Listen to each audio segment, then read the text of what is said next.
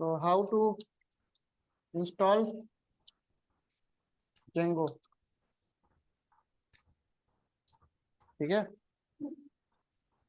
Django का जो latest version चल रहा है 4.2.5।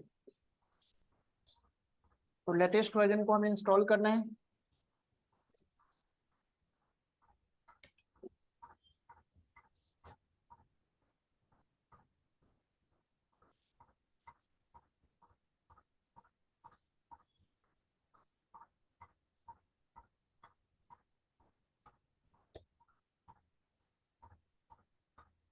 तो जेंगो इंस्टॉल कैसे करेंगे और उसका डायरेक्टरी स्ट्रक्चर क्या क्या होता है देखें।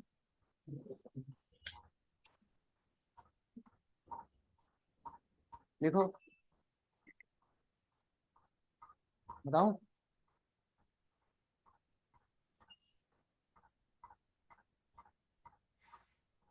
आपको कहाँ जाना है, सीएमडी में।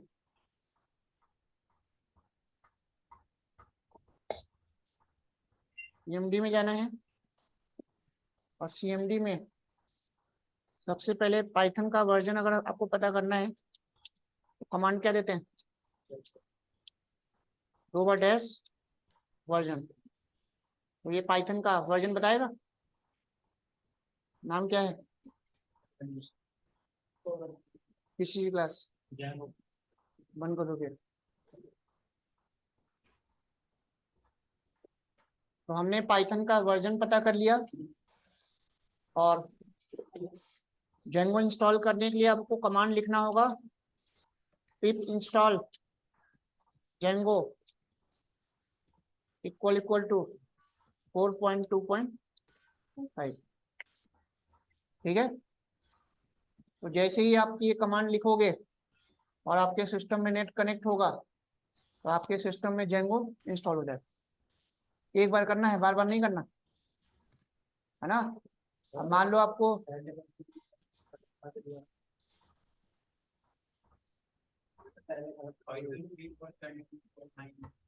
कोई दिक्कत नहीं, तो एक बार इंस्टॉल करना है, बार बार इंस्टॉल नहीं करना। एक बार इंस्टॉल कर लिए तो आपके सिस्टम में इंस्टॉल हो गया जेंगो का सॉफ्टवेयर। उसके बाद आप अलग अलग जितने चाहे उतने जेंगो में प्रोजेक्ट बना सकते हो। तो बार बार आपको इंस्टॉल नहीं करना होता, फर्स्ट टाइम एक बार इंस्टॉल करोगे है ना, तो आपका नेट से कनेक्ट होगा और जैसे इंटर करोगे तो थोड़ा टाइम लेगा और आपका इंस्टॉल हो जाएगा। मेरे में ऑलरेडी इंस्टॉल्ड है तो मेरे में दिखा रहा है ऑलरेडी सेटिस्फाइड। आप में थोड़ा टाइम लेगा और वो इंस्टॉल हो जाएगा। तो इतना समझ में आ गया।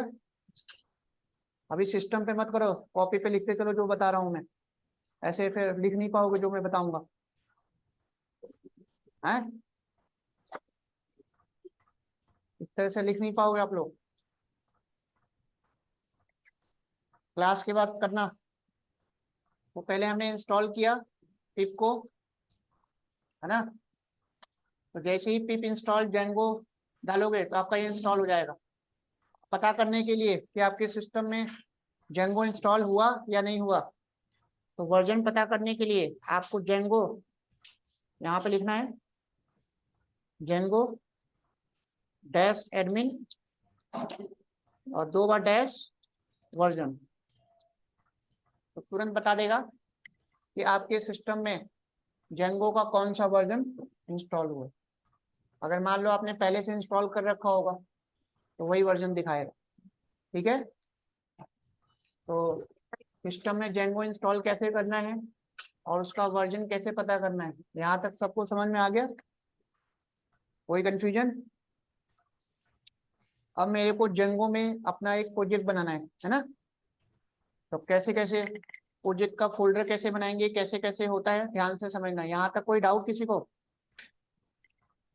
तो सिंपल सा हमने सीएमडी ओपन किया और सीएमडी ओपन करके ये सारा कर लिया। ठीक है, अब आपको क्या करना है, मान लो हमें प्रोजेक्ट जो फोल्डर बनाना है वो डेस्कटॉप पे बनाना है, तो मैं सीडी करके डेस्कटॉप करूंगा और डेस्कटॉप पे अब जेंगो का प्रोजेक्ट बनाने के लिए कमांड होता है जेंगो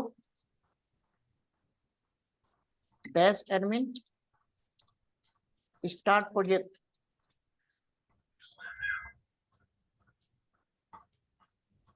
तो इसमें आपको स्टार्ट प्रोजेक्ट और जो भी प्रोजेक्ट आप बना रहे हो उस प्रोजेक्ट का नाम रखोगे। तो मैंने नाम रख दिया अभी जेंगो डेमो रख दिया। आ रही बात है?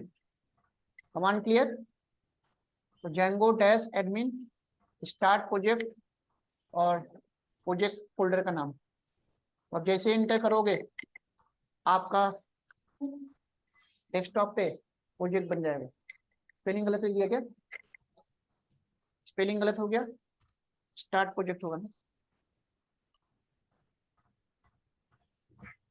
तो जैसे ही ये कमांड लिखोगे Django dash admin start project project folder का नाम, तो अब आप जाके देखोगे तो डेस्कटॉप पे लिख नहीं रहे क्या?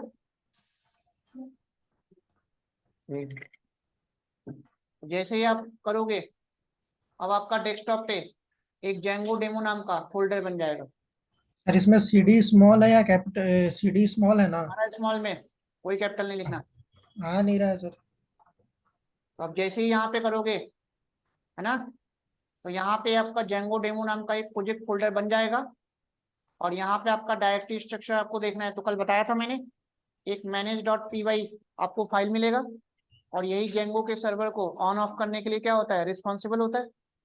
और इस जेंगो डेमो फोल्डर के अंदर जाओगे तो देखो इनिट वाली फाइल मिलेगी आपको। ये बता रहा है कि ये आपका जो फोल्डर है वो क्या है, पैकेज है। और उसके बाद आपका ये 4 फाइल मिल रहा है, एक settings.py है, एक urs.py है। तो इन्हीं दोनों फाइल पे हमें मेन काम करना है, बाकी इन दोनों फाइल में हमें काम नहीं करना। हाँ, वेब सर्वर गेटवे इंटरफेस होता है, वो सर्वर की कॉन्फ़िगरेशन फाइल होती है, तो उसमें आपको छेड़छाड़ नहीं करनी। इतनी बात समझ में आ गई? अब मान लो आपने जेंगो इंस्टॉल कर लिया, अब मेरे को देखना है कि भाई जेंगो मेरा सर्वर काम कर रहा है कि नहीं कर रहा है ना। तो अब आप क्या करोगे, सीडी करके जेंगो डेमो फोल्डर के अंदर जाओगे, प्रोजेक्ट फोल्डर के अंदर चले गए। अब जेंगो के सर्वर को ऑन करने के लिए आपको कमांड लिखना होगा, पाइथन manage.py रन सर्वर। तो ये कमांड होता है सर्वर को रन करने के लिए। अब जैसे ही इस पे इंटर करोगे अब जेंगो का सर्वर अपने आप ऑन हो जाएगा। ठीक है, अभी ये कुछ वार्निंग मैसेज दे रहा है, क्योंकि अभी हमने जो प्रोजेक्ट फोल्डर बनाया है उसको अभी डेटाबेस से हमने कोई भी माइग्रेट नहीं किया है, यानी कि जो हमारा प्रोजेक्ट है अभी डेटाबेस से कोई लिंकअप नहीं हुआ है। तो जैसे ही हम माइग्रेट वाला कमांड चलाएंगे आपका जो प्रोजेक्ट है वो डेटाबेस से कनेक्ट हो जाएगा। और जैसे ही डेटाबेस से कनेक्ट होगा बहुत सारे वो टेबल्स बना देता है। जब हम ऑथेंटिकेशन पढ़ेंगे जेंगो में, आप जब जेंगो में आप डायनेमिक जब आप registration form, login form, inquiry form बनाना सीखोगे, है ना, तो उसके लिए ऑलरेडी वो बाय डिफॉल्ट 2-3 टेबल बना के दे देता है ऑथेंटिकेशन के लिए। ठीक है, तो अभी आपका ये सर्वर ऑन हो चुका है। अब सर्वर को रन करने के लिए अपने आप ये यूआरएल दे देगा, तो इस यूआरएल को आप कॉपी करो। और कॉपी करने के बाद क्या करोगे, ब्राउजर पे पेस्ट कर दोगे। जैसे ही ब्राउजर पे पेस्ट कर दोगे अब आपका यहाँ पे जेंगो का जो होम पेज है वो आपका शो कर देगा। तो इस तरह का आ गया तो इसका मतलब आपका जेंगो सक्सेसफुली इंस्टॉल हो चुका है। और लिख के बता भी रहा है कि the install work successfully, congratulation, है ना। तो जेंगो इंस्टॉल करना सबको क्लियर हो गया? जेंगो इंस्टॉल करना और प्रोजेक्ट फोल्डर कैसे बनाना है, कोई डाउट? अब आपने प्रोजेक्ट फोल्डर बना लिया।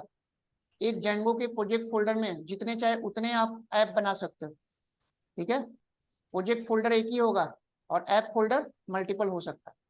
आ रही बात समझ में? तो अब हम ऐप बनाएंगे और उसी ऐप फोल्डर के अंदर हमें सारा काम करना होता है। कितनी बात समझ में आ गई?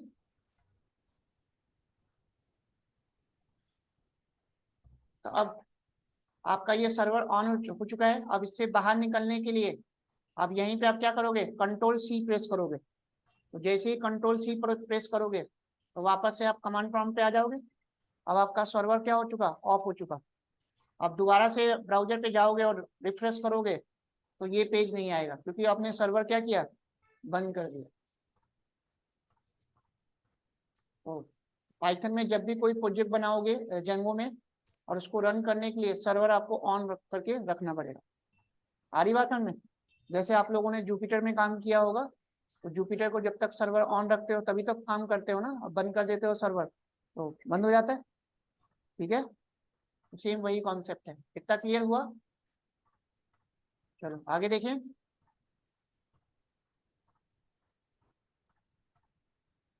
यहाँ तक कोई कंफ्यूजन किसी को? क्या हुआ भाई? तो लेट क्यों आए हो? हैं? 2:30 बजे का मतलब 2:30 बजे है? ऐसे तो हो गया फिर।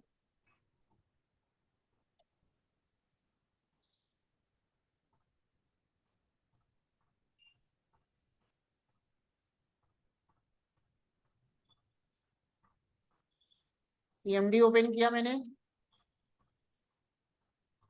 और जेंगो इंस्टॉल करने के लिए कमांड होता है pip install Django equal to latest version आपको इंस्टॉल करना है, 4.2.5 दे दिया। इतनी बात समझ में आ गई? तो जैसे ही ये कमांड लिखोगे, साथ साथ करोगे तो हो गया फिर तो। एक ही चीज हो सकता है, जो मैं बता रहा हूँ या तो सुन लो, मेन मेन पॉइंट्स लिख लो, या साथ साथ कर लो, क्योंकि मैं तो फास्ट ट्रैक में बताऊंगा और आप उतनी जल्दी कर नहीं पाओगे। ठीक है, या तो आप समझ पाओगे या तो कर पाओगे। तो बेस्ट यही है सबके लिए, मैं बता रहा हूँ। लैपटॉप बंद कर दो आप लोग, सारे लोग। ठीक है, पहले सुन लो और लिख लो मेन मेन पॉइंट, उसके बाद क्लास के बाद आप लोग ट्राई करना। ऐसे ना तो आपको समझ में आएगा, ना कुछ हो पाएगा।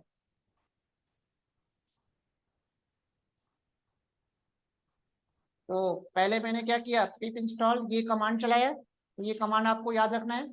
तो मेरे में ऑलरेडी सेटिस्फाइड ऑलरेडी इंस्टॉल्ड है, इसलिए सेटिस्फाइड आया है ना। तो आप लोग जब फर्स्ट टाइम इंस्टॉल करोगे तो वो थोड़ा टाइम लेगा और इंस्टॉल हो जाएगा सक्सेसफुली, है ना। और जेंगो बार बार आपको इंस्टॉल नहीं करना, एक ही बार इंस्टॉल करना है। अब मान लो अब जेंगो आपने इंस्टॉल एक बार कर लिया, अब जितने चाहे मल्टीपल प्रोजेक्ट बनाओगे, ये तो है नहीं कि हम एक ही प्रोजेक्ट बनाएंगे, है ना। तो आपको एक बार इंस्टॉल करना है, बार बार इंस्टॉल नहीं करना, है ना। तो एक बार जब आप इंस्टॉल कर दोगे तो प्रॉपर इंस्टॉल हो जाएगा। अब उसके बाद इंस्टॉल करने के बाद अब आपको देखना है कि जेंगो इंस्टॉल हुआ कि नहीं हुआ। तो उसके लिए आपको ये कमांड लिखना होता है जेंगो, है ना,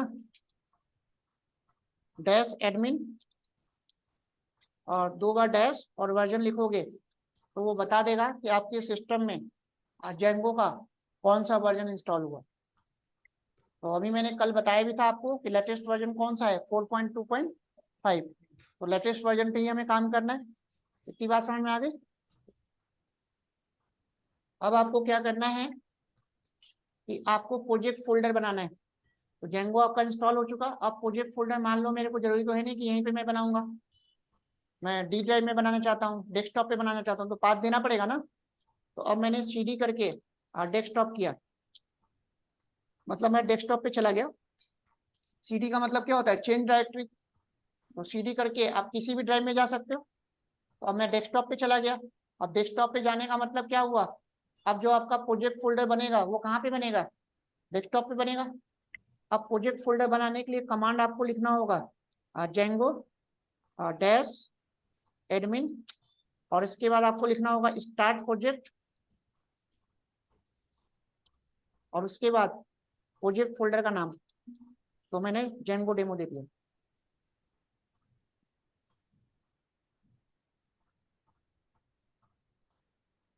यहाँ तक कोई कंफ्यूजन किसी को? तो अब जैसे ही इंटर करोगे ये कमांड लिखने के बाद, Django dash admin start project Django demo, है ना।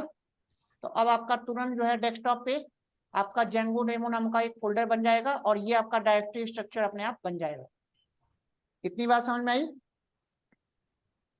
इसके बाद मैंने बताया कि अब मेरे को जेंगो के सर्वर को रन करना है। तो अब CD करके मैं उस फोल्डर के अंदर चला गया, प्रोजेक्ट फोल्डर के अंदर, और जेंगो के सर्वर को रन करने के लिए आपका ये कमांड होता है।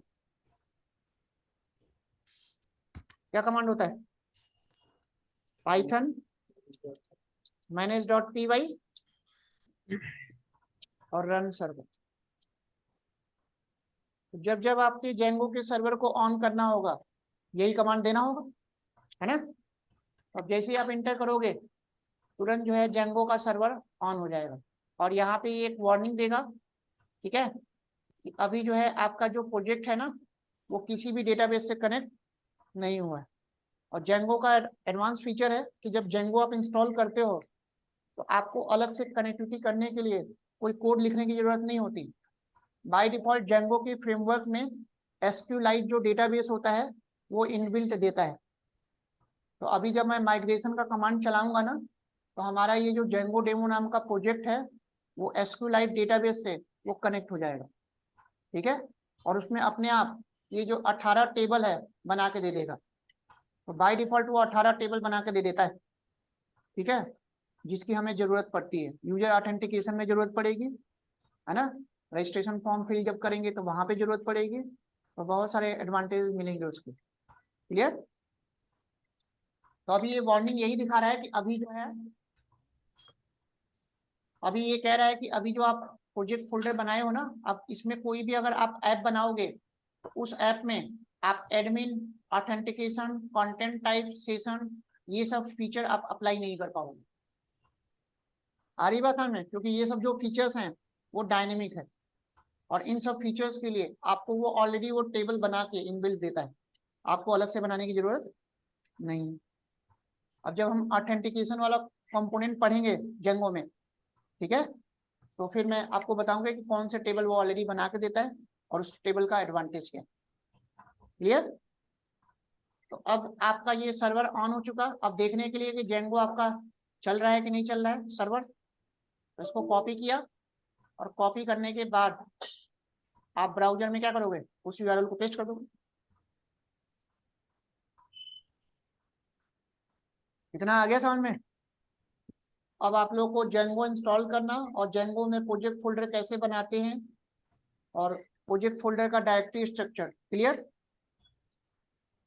यहाँ तक किसी को कोई डाउट हो तो पूछ लो। अब है आ गया समझ में। आ गया सर, पर ये चेंज डायरेक्टरी कर रहे हैं ना, उसमें sir the system can not find the अरे पासवर्ड आपके स्पेसिफाइड लिख रहा है। लैपटॉप में डेस्कटॉप नहीं होगा, वन ड्राइव में जाओ, पहले वन ड्राइव के अंदर डेस्कटॉप होता है, तो सीडी करके वन ड्राइव करो, फिर वन ड्राइव के अंदर सीडी डेस्कटॉप करो, तब आएगा। ठीक है सर। हर लैपटॉप में डायरेक्ट डेस्कटॉप नहीं होता। अब मैं एडिटर सबलाइन यूज कर रहा हूँ, आप लोगों को जो यूज करना हो यूज करना, वीएस कोड यूज करना, कुछ भी यूज कर सकते हो। अब मैं क्या करूंगा, सबलाइन में मैं प्रोजेक्ट में जो मैंने अपने प्रोजेक्ट फोल्डर बनाया है उसको क्या करूंगा, ऐड कर दूंगा, ठीक है। तो मैंने डेस्कटॉप पे बनाया था किस नाम से, जेंगो डेमो के नाम से, उस प्रोजेक्ट फोल्डर को क्या करूंगा, ऐड कर दूंगा, ठीक है। वीएस कोड में भी यही कॉन्सेप्ट होता है। उसके बाद इससे क्या होगा, अब हमें पूरा डायरेक्टरी स्ट्रक्चर पता चल गया, यहाँ पे दिख रहा है सारा, ये देखो। अब ध्यान से अगर देखो तो एक db.sqlite3 है, हाँ सर। तो अभी डेटाबेस ये ऑलरेडी ये इनबिल्ट देता है एसक्यूलाइट, है ना। तो ये डायरेक्टरी स्ट्रक्चर सबको क्लियर हो गया। तो जेंगो का डायरेक्टरी स्ट्रक्चर में ये एक manage.py फाइल है, एक urls.py फाइल है। तो जब urls.py फाइल पे क्लिक करोगे तो यहाँ पे अलग अलग आपको urls बनाना होता है। तो अभी जब हम प्रैक्टिकल करेंगे तो urls बना के मैं दिखाऊंगा कैसे कैसे बनाते हैं। और settings.py में आपको सेटिंग्स करनी होती है ना। तो इन्हीं दोनों फाइल में मेन आपको काम करना है। और ये WSGI वाली जो फाइल है इस पे आपको काम नहीं करना। इसको अगर आप ओपन भी करोगे तो सर्वर का कॉन्फ़िगरेशन का ये कोड होता है और इस कोड में आपको कोई भी छेड़छाड़ नहीं करनी, अदरवाइज आपका जेंगो का सर्वर चलेगा नहीं। क्लियर। और WSGI का फुल फॉर्म बताया था, वेब सर्वर गेटवे इंटरफेस। इतनी बात क्लियर हो गई। हाँ सर। अब आपसे डायरेक्टरी स्ट्रक्चर पूछेगा तो डायरेक्टरी स्ट्रक्चर में ये सब नाम आपको याद रखना है, manage.py, urls.py, settings.py। क्लियर। तो ये सब नोट्स जो मैंने कल शेयर किया था उसमें सारा कुछ है डॉक फाइल में, है ना। डाउनलोड किया कि नहीं किया आप लोग, कर लिया सर। डिलीट हो जाएगा फिर आगे बाद में मिलेगा नहीं। चलो आगे देखते हैं। अब ये सर्वर आपका ऑन है, उस सर्वर से बाहर आने के लिए फिर क्या प्रेस करोगे, कंट्रोल सी। सी। जैसे ही कंट्रोल सी प्रेस किए तो आप जो है बाहर आ जाओगे ना, कमांड प्रॉम्प्ट पे वापस आ जाओगे, ठीक है। तो यहाँ तक बात समझ में आ गई सबको। आ गई सर। अब हमने प्रोजेक्ट फोल्डर तो बना लिया, अब जब तक आप ऐप फोल्डर नहीं बनाओगे तब तक आप उसमें काम नहीं कर सकते। आ रही बात समझ में।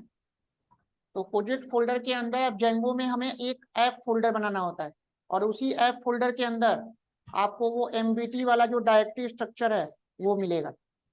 अभी तक एमवीटी वाला आर्किटेक्चर तो मिला नहीं हमें, models dot P Y, views dot P Y जो कल बताया था।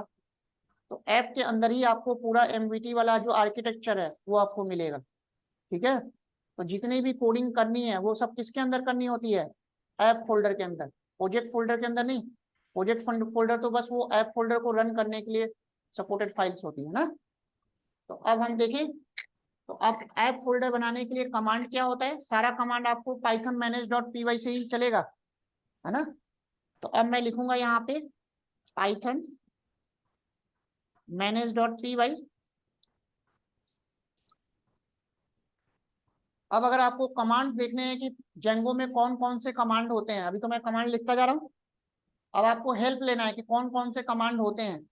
तो आपको कुछ नहीं करना, Python manage dot P Y इसके बाद हेल्प लिखोगे, और जैसे ही हेल्प लिख के इंटर करोगे तो जेंगो में जितने भी कमांड्स होते हैं उसका पूरा लिस्ट आपको आ जाएगा, ठीक है। तो अगर मान लो कोई कमांड लिख रहे हो और उसमें कहीं सिंटेक्स गलती लिख दिए, याद नहीं आ रहा, तो यहाँ से हेल्प लेके आप मैनेज कर सकते हो, ठीक है। तो ये देखो, तो ये पूरा सारा, ये सारे कमांड्स हैं, ये सब जेंगो के लाइन से सारे कमांड्स हैं, ये देखो। आया समझ में। तो अभी यही सब कमांड्स मैं यूज करूंगा। आ रही बात समझ में। देखो जैसे हमने अभी स्टार्ट प्रोजेक्ट यूज किया था, अब ऐप बनाने के लिए मैं ये वाला कमांड यूज करूंगा, स्टार्ट ऐप, है ना। तो सारे कमांड्स का आपको लिस्ट मिल जाएगा यहाँ पे, और जैसे जैसे जेंगो पढ़ते जाएंगे एक एक कमांड आपको पता चलता जाएगा। आ गई बात समझ में। तो इस तरह से आप हेल्प ले सकते हो, Python manage dot P Y, और हेल्प से आप हेल्प ले सकते हो कि कौन कौन से जेंगो में कमांड होते हैं। इतनी बात समझ में आ गई। चलो, किसी को कोई कंफ्यूजन होगा पूछते चलना। और देखो यहाँ पे रन सर्वर वाला कमांड है, अभी रन सर्वर चलाया था ना, सारे कमांड मिल जाएंगे आपको, है ना। अब मैं क्या करूंगा, ऐप बनाऊंगा। तो ऐप बनाने के लिए कमांड है आपका Python manage dot P Y start app, और ऐप का नाम, तो मान लो अभी ऐप का नाम मैं रख देता हूँ माई साइट, कुछ भी रख सकते हो। इतनी बात समझ में आ गई सबको। अब जैसे मैं ये कमांड चलाऊंगा, उस जेंगो डेमो वाले फोल्डर के अंदर एक माई साइट नाम का एक फोल्डर बन जाएगा, और उसके अंदर बहुत सारे फाइल्स आ जाएंगे। तो ऐप का भी प्रोजेक्ट फोल्डर का डायरेक्टरी स्ट्रक्चर तो आपको पता ही होना चाहिए, साथ साथ ऐप फोल्डर का भी डायरेक्टरी स्ट्रक्चर पता होना चाहिए। अब जाके देखोगे वहां पे तो माई साइट वाला फोल्डर बन चुका है। तो देखो, अब जेंगो डेमो के अंदर पहले नहीं था, अब देखो दो चीजें आ गई, आपका एक डेटाबेस भी आ गया एसक्यूएलाइट, और एक माई साइट फोल्डर भी आ गया। अब माई साइट फोल्डर के अंदर देखोगे तो इसके अंदर क्या क्या है, ये देखो, दिखा आपको। तो ये चीज हम इसमें देखते हैं,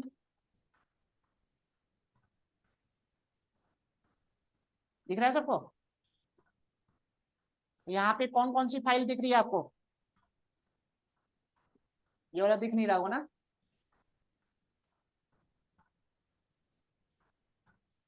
एक आपको एडमिन डॉट पी वाई दिख रहा होगा, ठीक है।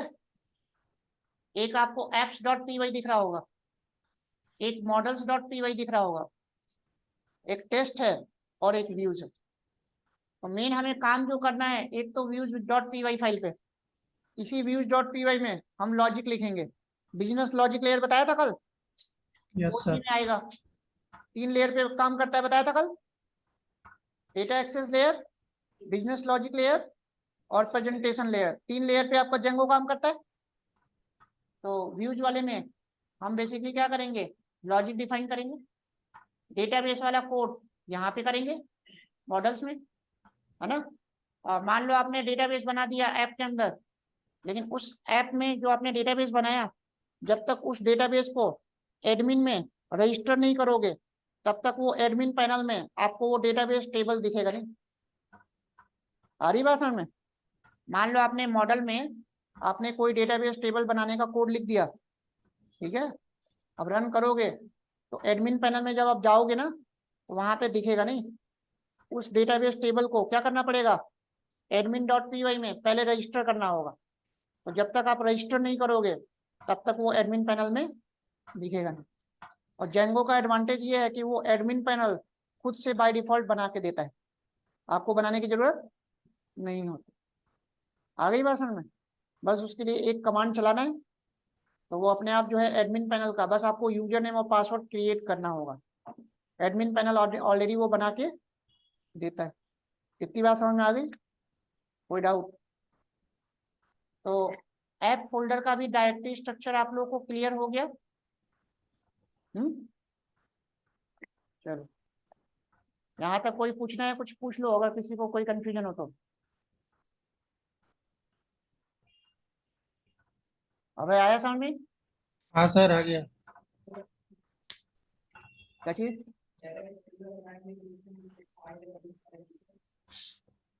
डायरेक्ट फोल्डर बनाएंगे मतलब?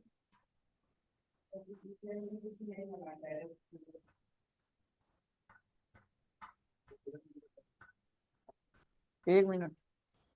अगर आप डायरेक्ट फोल्डर बनाओगे, यहाँ पे ना जितने भी फाइल्स है ना, उसमें एक एक जो मेन मेन लाइब्रेरी है वो लिख के देता है खुद ही। ये सब हम क्यों करें, जब मेरे को वो ऑलरेडी ये सब लिख के उठ के दे रहा है, क्यों करें? ये थोड़ा ना कि बस ब्लैंक फाइल बना के दे रहा है। मेन मेन जो लाइब्रेरी हमें चाहिए वो सब लिख के दे रहा है।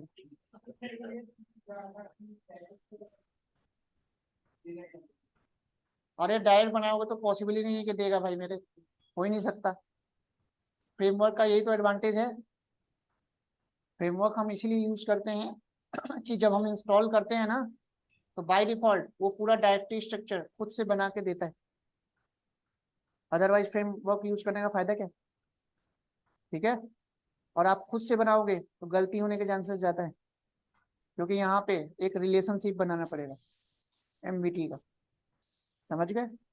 रूल रेगुलेशंस हैं आपको फॉलो करने, पाइथन की तरह ना नहीं कि कैसे भी कर लिया आपने। ठीक है, अभी बहुत इसमें एरर्स आएंगे, अभी देखना। और एरर्स ऐसा आएगा देख के आप बता ही नहीं सकते कि कैसे सही करें इसको। समझ गए? तो उतना आसान नहीं है जितना आप समझ रहे हो पाइथन की तरह।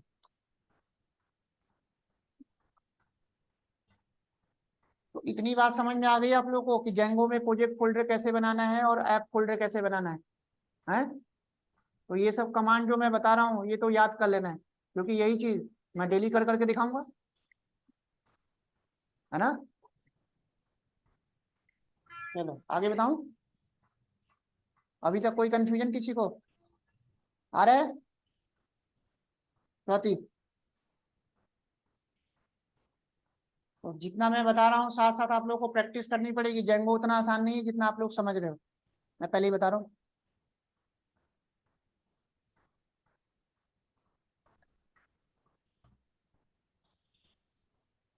तो डायरेक्टरी स्ट्रक्चर क्लियर हो गया। अब मैंने जब जेंगो के सर्वर को जब मैंने रन किया था, अभी वो माइग्रेशन वाला वार्निंग आ रहा था। तो अब मेरे को, अब मेरा प्रोजेक्ट फोल्डर भी बन गया, ऐप फोल्डर भी बन गया। लेकिन अब उस ऐप फोल्डर को मेरे को डेटाबेस से कनेक्ट करना है ना। तो कनेक्ट करने के लिए अब ये माइग्रेशन का कमांड आपको चलाना होगा। और जैसे ही आप माइग्रेशन वाला कमांड चलाओगे, है ना, आपका जो ऐप है वो एसक्यूएलाइट डेटाबेस से कनेक्ट हो जाएगा अपने आप। कनेक्टिविटी के लिए कोई कोड नहीं करना, अपने आप कनेक्ट हो जाएगा, क्योंकि कनेक्टिविटी की जो कोड है वो settings.py फाइल में ऑलरेडी उसने करके दे रखा है। आ रही बात में। और जैसे ही आप माइग्रेशन का कमांड चलाओगे, अपने आप वहां पे एडमिन पैनल में एक डेटाबेस बनेगा और डेटाबेस में 18 टेबल्स अपने आप बना के दे देता है। आ गई बात में। तो ये देखो, तो उसके लिए कमांड आपको देना है पाइथन manage.py माइग्रेट नाम का कमांड होता है। तो जैसे ही ये कमांड आप चला दोगे आपका ऐप डेटाबेस से कनेक्ट हो जाएगा, और उसके बाद जब आप जेंगो के सर्वर को रन करोगे तो अब जो वार्निंग जो दिखा रहा था वो नहीं दिखाएगा। ठीक है, ये देखो सारे माइग्रेशन आपके कंप्लीट हो गए। अब यहाँ पे अगर किसी को एसक्यूएल की क्वेरी आती होगी तो अल्टर वाली क्वेरी चल रही है, सारी क्वेरी खुद चल रहा है वो। आई बात समझ में? बात समझ में आई सबको? तो इसमें क्वेरी हमें लिखना नहीं होता, क्वेरी वो खुद काम कर रहा होता है, हमें बस कोड लिखना है, प्रोग्राम बनाना है। तो डेटाबेस के लिए भी हमें प्रोग्राम बनाना है, क्लास एंड ऑब्जेक्ट बनाना है, क्लास एंड ऑब्जेक्ट के बेस पे फिर वो डेटाबेस बनेगा, टेबल बनेगा। यहाँ पे अगर आपको फॉर्म भी बनाना है, आप लोगों ने एचटीएमएल में फॉर्म पढ़ा होगा, form designing, contact form, HTML में रजिस्ट्रेशन फॉर्म, लॉगिन फॉर्म बनाया होगा, लेकिन जेंगो में उस तरह से फॉर्म नहीं बनेगा। जेंगो में अगर एचटीएमएल का फॉर्म भी अगर आपको डिजाइन करना है, उसके लिए भी क्लास एंड ऑब्जेक्ट वाली कोडिंग करनी है। तो जेंगो में डिजाइनिंग के लिए भी कोड करना है, डेटाबेस के लिए भी कोड करना है, और लॉजिक के लिए तो कोड करना ही करना है। अगर वो सब रूल फॉलो नहीं कर रहे हो तो इसका मतलब आप एमवीटी को फॉलो। जेंगो में दोनों ऑप्शन है, डिजाइन करने के लिए आप पूरा एचटीएमएल सीएसएस वाला कोड लिख दो तभी काम करेगा, लेकिन इसका मतलब आप रूल फॉलो नहीं कर रहे, टेम्पलेट इंजन वाले रूल को फॉलो नहीं कर रहे, और उस केस में आपका जो ऐप बनेगा वो सिक्योर नहीं है। समझ गए? चलो आगे बताऊं। अब अगर मैं सर्वर को ऑन करूं, Python manage dot P Y run server, तो अब आपका वो वार्निंग नहीं दिखाएगा। ये देखो,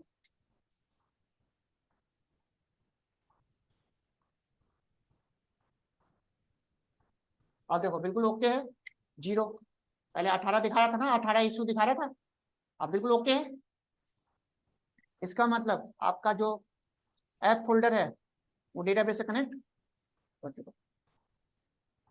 इतनी बात समझ में आई? नींद आ रही है क्या तुम्हें? नींद आ रही है? हैं? क्या हुआ, तुम्हें नहीं बोला मैं?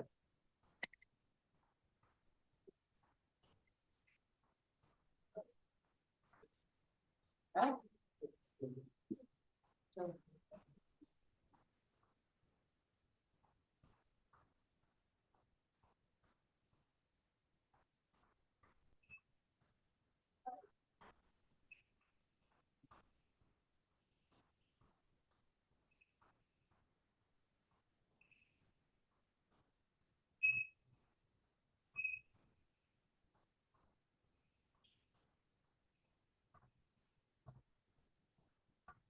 अभी तक जितना बताया समझ में आया नहीं आया? अच्छा, अभी जो मैंने बताया ये जो बार बार चीज होगा आप लोगों का, रट लेना ये सारे कमांड। चलो आगे बताऊं। कोई डाउट हो तो पूछ लो किसी को, दीपेश।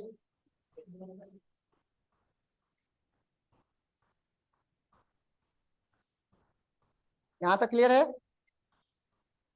चलो अब मैं बताने जा रहा हूँ, यहाँ तक तो क्लियर हो गया आप लोगों को।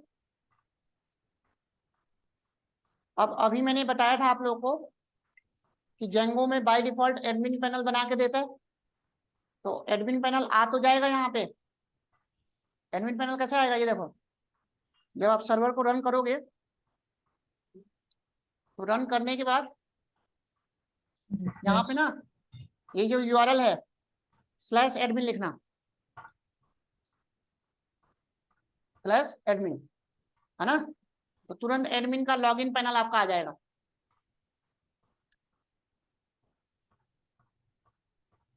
अब मेरे में ये सीएसएस उठा नहीं रहा है वो, आप लोग में सही से एडमिन पैनल ये बीच में आएगा।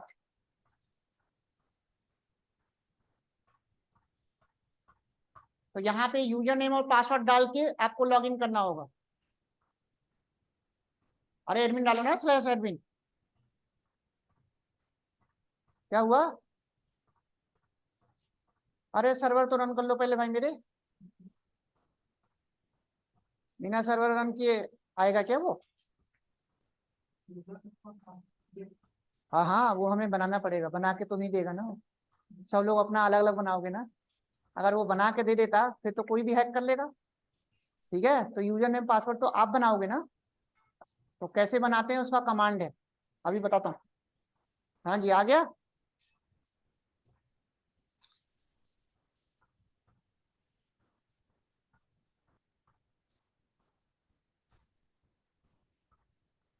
तुम्हारे में प्रॉपर डिजाइनिंग के साथ आ रहा होगा।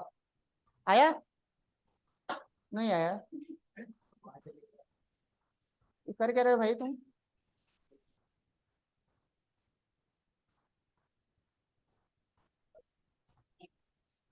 हाँ। हाँ दिखाओ। इस तरह का डिजाइनिंग आएगा आप लोग में। मेरे में वो CSS नहीं ले रहा है, ठीक है, ऐसे प्रॉपर CSS फॉर्मेट में आएगा। ठीक है, आ गई बात समझ में? तो अब यहाँ पे यूजर नेम और पासवर्ड आपको डालना होगा। अब यूजर नेम पासवर्ड हम डालेंगे कैसे, तो क्रिएट करना पड़ेगा। कैसे करेंगे देखते चलो।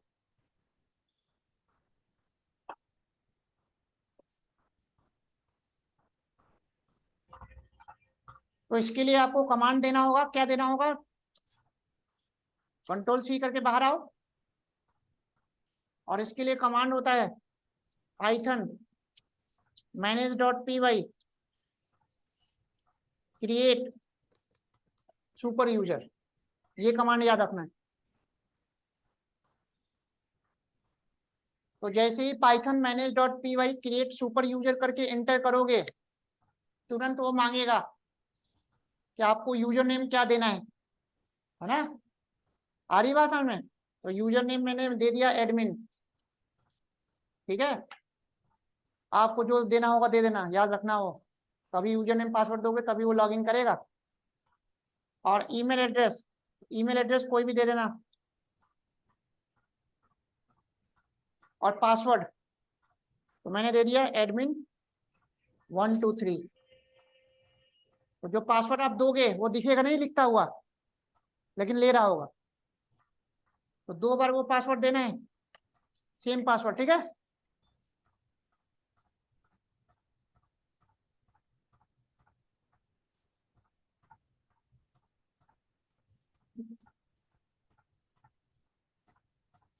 अब वो ये कह रहा है कि जो मैंने पासवर्ड दिया है admin123 वो बहुत ही सिमिलर है, कोई भी हैक कर सकता है।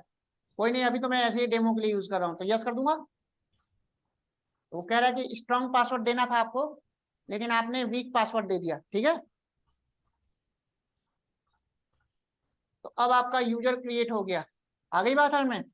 अब जो आपने यूजर नेम पासवर्ड दिया है, अब वही यूजर नेम पासवर्ड वहां पे जब लॉगिन करोगे तो आपका एडमिन पैनल लॉगिन हो जाएगा।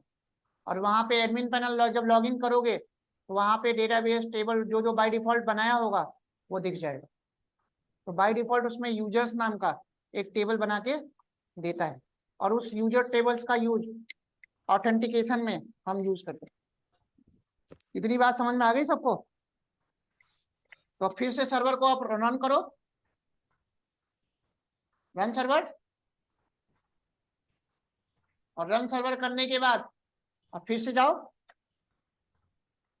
/admin करके, अब यहाँ पे यूजर नेम और पासवर्ड डाल दो।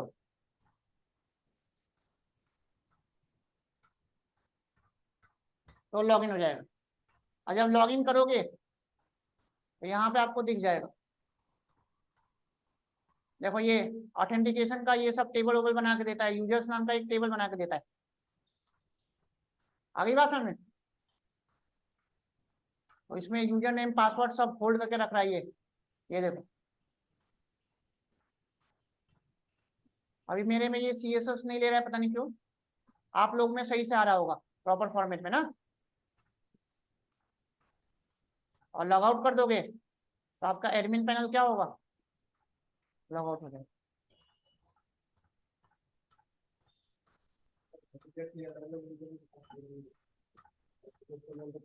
हाँ जी, हाँ जी। इतनी बात समझ में आ गई? अभी तक जितना बताया कोई कंफ्यूजन? ये बिल्कुल बेसिक था अभी, जेंगो का इंट्रोडक्शन। वो देखना पड़ेगा कुछ सेटिंग में, नॉर्मली तो लेता है वैसे। सोल्यूशन देखना है उसका यूट्यूब में। CSS न लेने की वजह से ना वो ऐसा आता है।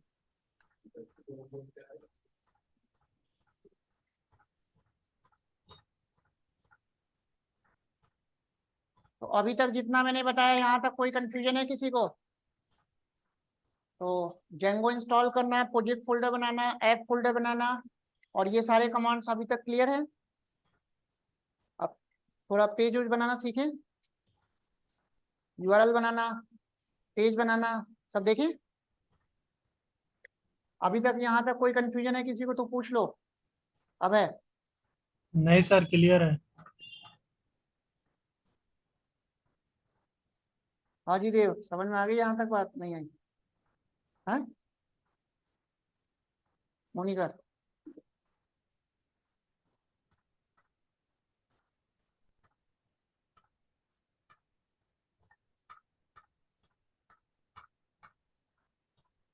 चलो, अब मैं कोडिंग बताने जा रहा हूँ आप लोगों को। कोडिंग कैसे करते हैं ध्यान से समझना अब।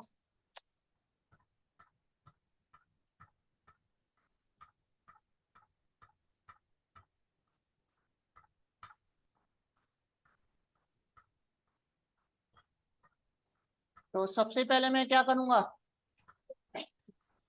सबसे पहले सेटिंग्स डॉट पी में आप जाओगे, और सेटिंग्स डॉट पी में जब आप जाओगे तो जो आपने ऐप बनाया है उस ऐप को इसमें रजिस्टर करना होता है, अदरवाइज आपका ऐप काम नहीं करेगा। तो यहाँ पे जब जाओगे सेटिंग वाले कोड में, तो यहीं पे इंस्टॉल्ड ऐप दिख रहा है आपको, और इसी इंस्टॉल्ड ऐप में लास्ट में जो भी आपने ऐप फोल्डर बनाया है उसको क्या करना पड़ेगा, रजिस्टर करना पड़ेगा। तो माई साइट लिख के इसको आपको इंस्टॉल्ड ऐप में देना होगा। इतनी बात समझ में आ गई? तो इससे आपका जो प्रोजेक्ट फोल्डर है वो ऐप फोल्डर से कनेक्ट हो जाएगा। इतनी बात क्लियर हुई? उसके बाद आपको क्या करना है, अब मैं urls.py फाइल में दो अलग अलग पेज बनाना है मेरे को, एक होम का, एक अबाउट अस का। ठीक है? तो जितने पेज बनाने होंगे उतने अलग अलग यूआरएल बनाने होंगे। मैंने बताया था कि जेंगो का जो एंट्री होता है वो यहीं से होता है, कल मैंने कंट्रोल फ्लो बताया था। तो अब आप क्या करोगे, यहाँ पे फ्रॉम ये लाइन ऐड करोगे पहले, फ्रॉम ऐप का नाम क्या था, माई माई साइट। साइट, और इंपोर्ट व्यूज। ये लाइन क्लियर?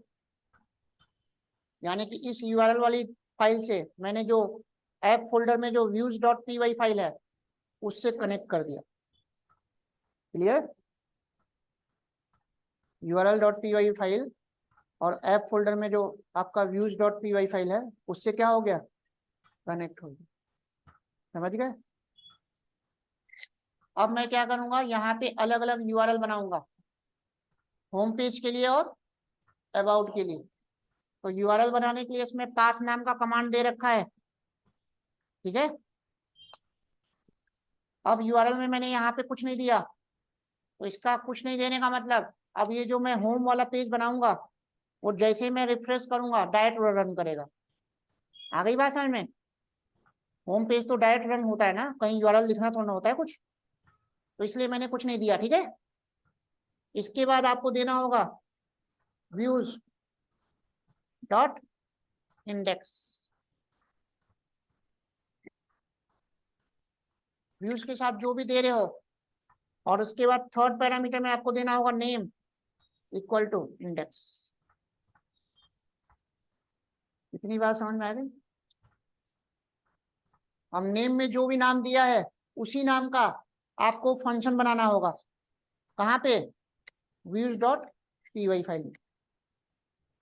समझ गए? तो ये हमारा एक होम पेज का यूआरएल बन गया। समझ गए? अब मैं एक और यूआरएल बना लेता हूँ, किसके लिए, अबाउट के लिए।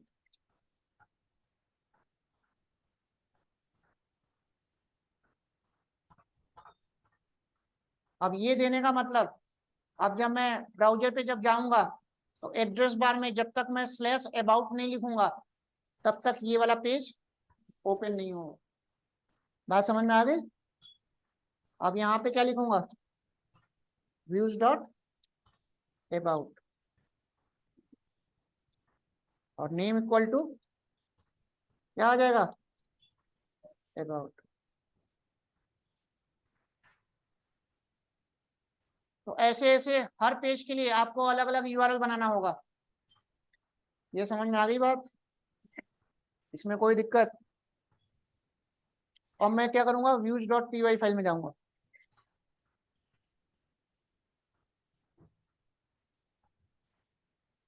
अब views dot P Y file में मेरे को एक लाइब्रेरी इंपोर्ट करनी पड़ेगी।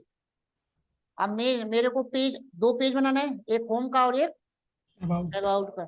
और उस पेज पे डेटा शो करने के लिए मेरे को एक लाइब्रेरी यहाँ पे इंपोर्ट करनी पड़ेगी, from Django dot HTTP import. और इसमें एक लाइब्रेरी होती है एचटीटीपी रिस्पॉन्स, एच कैपिटल होगा। ये सेंसिटिव है और ध्यान देना है आपको।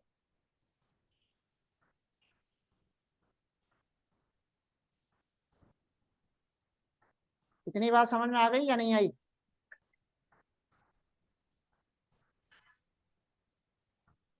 तो जेंगो आपका पैकेज है, जेंगो पैकेज के अंदर एचटीटीपी आपका मॉड्यूल है, और उसके अंदर एचटीटीपी रिस्पॉन्स नाम का एक क्या होगा, मेथड मिलेगा, फंक्शन मिलेगा। अब मैं यहाँ पे एक फंक्शन बनाऊंगा इंडेक्स नाम से। और व्यूज के अंदर जब भी आप कोई भी एक फंक्शन बनाओगे, पैरामीटर में रिक्वेस्ट नाम का पैरामीटर देना मैंडेटरी है।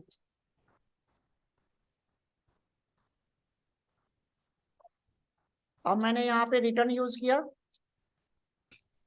अब मेरे इंडेक्स वाले पेज पे क्या रिटर्न कर दे, एचटीटीपी रिस्पॉन्स, और इसके अंदर मैंने कोई भी एक मैसेज पास कर दिया h1 के अंदर, वेलकम टू होम पेज।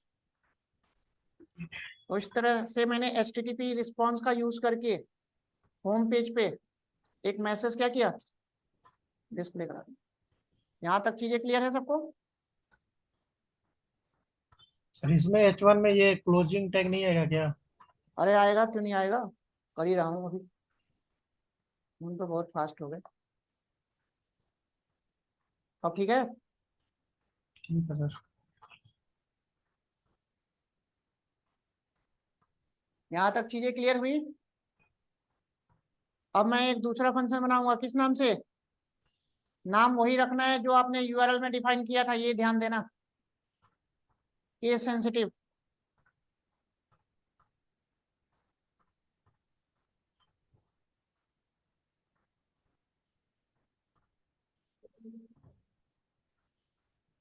तभी तो वो रिक्वेस्ट उठाएगा वो।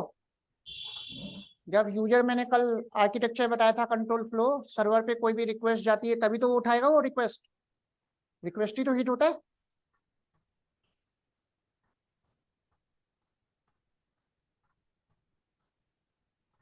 अब यहाँ पे मैंने क्या लिख लिया, H2 यूज कर लेता हूँ, है।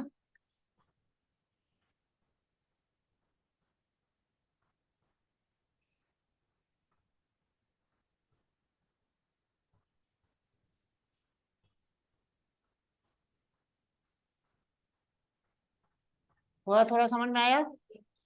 अभी मैं मॉडल वॉडल का यूज नहीं कर रहा हूँ, अभी सिंपल सा पेज बनाना बता रहा हूँ, ठीक है। तो ऐसे ऐसे कोड लिखने होते हैं। तो अभी बस मैंने यूआरएल का और व्यू से कनेक्टिविटी की है। अब मैं रन करके देखूंगा। तो जैसे ही मैं रन करूंगा, अब जो डिफॉल्ट आपका जेंगो का वो जो पेज आ रहा था, है ना, रॉकेट उड़ता हुआ, वो खत्म हो चुका होगा। अब उसकी जगह पे ये मैसेज शो हो जाना चाहिए, वेलकम टू होम पेज। आ गई बात समझ में? तो अब रन करो। सर्वर को मैंने रन किया। अब रन करने पे अगर कोई एरर होगा तो यहीं पे शो कर देगा, और कोई एरर नहीं होगा तो प्रॉपर आपका ऐसा आ जाएगा। तो ऐसा आने का मतलब आपका सब कुछ ओके है ना। अगर एरर होगा तो यहीं पे एरर शो कर देगा, और एरर क्या आएगा वो आपको देख के पता नहीं लगेगा कि सोल्यूशन क्या है। तो ये देखो, अब जैसे मैं यहाँ पे रिफ्रेश करूंगा, ये वाला जो पेज था वो खत्म, जो डिफॉल्ट पेज था। अब इसकी जगह पे तो हम अपना पेज बना दिए। ये देखो, तो ये आपका डिफॉल्ट पेज बन गया जेंगो का। आ गई बात समझ में? अब यहीं पे अगर मैं स्लैश अबाउट करूंगा तो मेरा अबाउट वाला पेज आ जाएगा। तो एक अलग अलग यूआरएल कैसे बनाते हैं और उस यूआरएल पे अलग अलग पेज कैसे डिस्प्ले करते हैं, थोड़ा थोड़ा समझ में आया आप लोगों को? Yes sir. अभी तक इसमें कोई कंफ्यूजन है तो बताओ। तो अभी मैंने सिंपल सा यूआरएल पे एक मैसेज डिस्प्ले कराया हमने। अब मैसेज तो डिस्प्ले करना नहीं है हमें। अब मैं चाहता हूं कि मैं HTML का पेज बनाऊं, है ना, index.html या home.html, about.html, और उसमें पूरा पेज मैं HTML की कोडिंग करके डिजाइन करूं, है ना। HTML में जैसे कोड आप बनाते हो, पेज बनाते हो, बनाया होगा आप लोगों ने, पूरा पैराग्राफ यूज करके, इमेज लगा के, पूरा अच्छे से पेज बना के, हैं। अब वो मैंने पेज बना लिया दो HTML में कोडिंग करके, और वो पेज मैं चाहता हूं कि इस यूआरएल पे रेंडर होके वो डिस्प्ले करे। ठीक है। तो अगर कोई भी वेब पेज पे अगर डायरेक्ट आप मैसेज डिस्प्ले करना चाहते हो तब तो आप HTTP रिस्पॉन्स का यूज करोगे। लेकिन अब कोई भी वेब पेज पे आप HTML का पेज रेंडर करके उसकी डेटा को अगर डिस्प्ले करना चाहते हो तो उसके लिए रेंडर नाम का मेथड होता है। बात समझ में आ गई? तो अब मैं टेम्पलेट वाला फीचर अप्लाई करूं। तो मैंने बताया था कल कि अब आपको इसके अंदर जो आपने ऐप फोल्डर बनाया है उसके अंदर आपको एक टेम्पलेट्स नाम का फोल्डर बनाना होगा, बना के नहीं देता वो। और उसी टेम्पलेट्स फोल्डर के अंदर सारा HTML वाला कोड आपको करना है। यहाँ तक बात समझ में आई या नहीं आई? इतना बताया, कुछ ज्यादा तो नहीं हो रहा आज? हाँ जी, बता देना। नो सर, कोई प्रॉब्लम नहीं है। जंगों में तो नींद तो आएगी ही आएगी। अभी तो बिल्कुल बेसिक बताया, अभी तो एडवांस स्टार्ट ही नहीं हुआ, अभी तो बिल्कुल बेसिक बेसिक। नाम ही है जेंगो। तो मैंने आप लोगों को बार बार बताया था, पाइथन नहीं है, जेंगो में बहुत ही हार्ड लेवल वाली कोडिंग होती है। ठीक है। और पूरा रूल्स रेगुलेशन आपको फॉलो करना है। थोड़ा भी रूल रेगुलेशन गलती कर दिया, ये देखो मैंने इसका नाम चेंज कर दिया, आई कैपिटल कर दिया। अब देखो, ये देखो कितना बड़ा एरर आ गया। इतने बड़े बड़े एरर्स मिलेंगे आपको, और रन करो वहां पे, देखो क्या आएगा।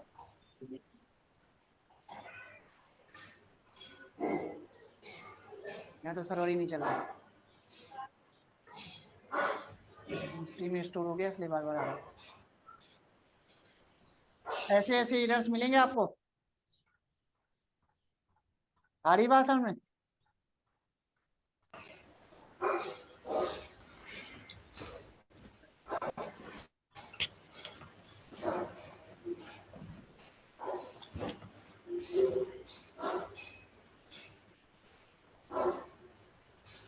और चीजें आप लोगों को थोड़ा थोड़ा समझ में आई हैं?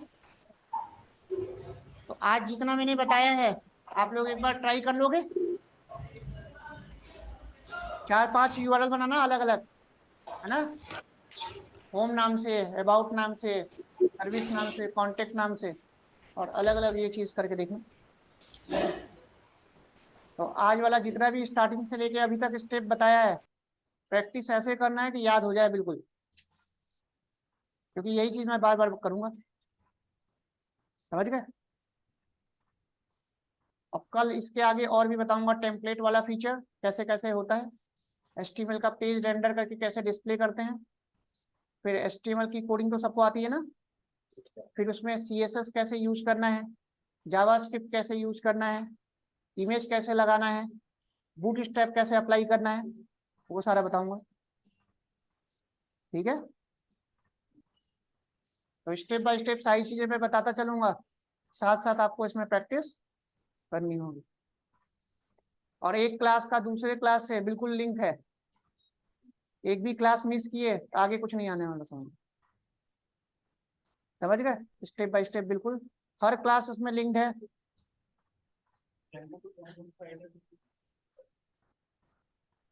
चलो कल मिलते हैं।